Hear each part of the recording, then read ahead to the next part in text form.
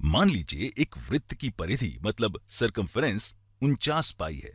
चलिए देखते हैं कि क्या हम इस आधार पर इस वृत्त की त्रिज्या निकाल सकते हैं। ये बराबर का चिन्ह है।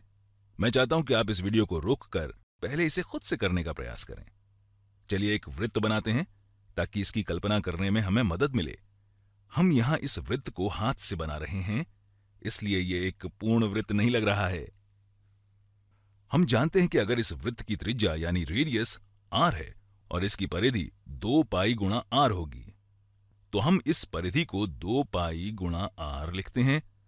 वास्तव में इस पाई की मानक परिभाषा यह है कि ये वृत्त की परिधि और व्यास के बीच का अनुपात रेशियो होता है। तो ऐसा क्यों है? अगर यहां व्यास 2 गुणा r है, यहां हमारे पास r और ये भी r है, तो हम देख सकते हैं कि ये परिधि पाई गुणा 2r है, या फिर हम कह सकते हैं कि परिधि और व्यास के बीच का अनुपात जो कि c और 2r के बीच का अनुपात है, ये बराबर पाई होगा।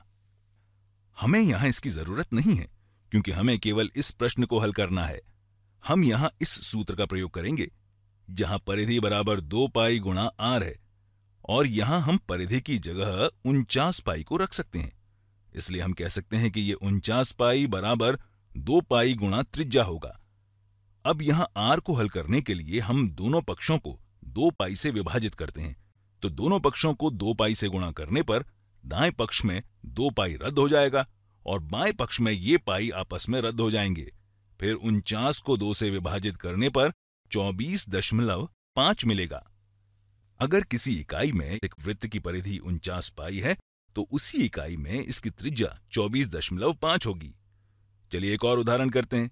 मान लीजिए हमारे पास एक वृत्त है जिसकी परिधि c बराबर 1600 पाई है।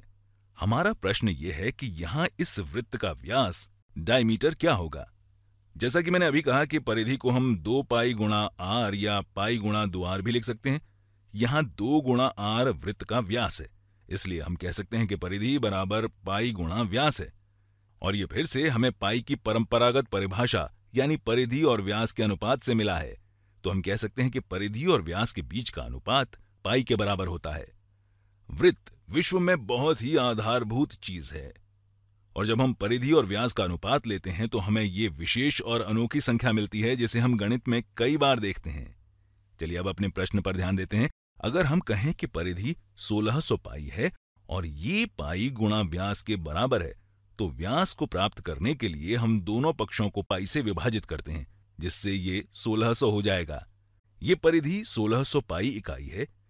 इनकी इकाई कुछ भी हो सकती है, शायद मीटर, और इनका व्यास उस इकाई में 1600 होगा। इस स्थिति में शायद मीटर में होगा। तो अब हमने इसे हल कर दिया है।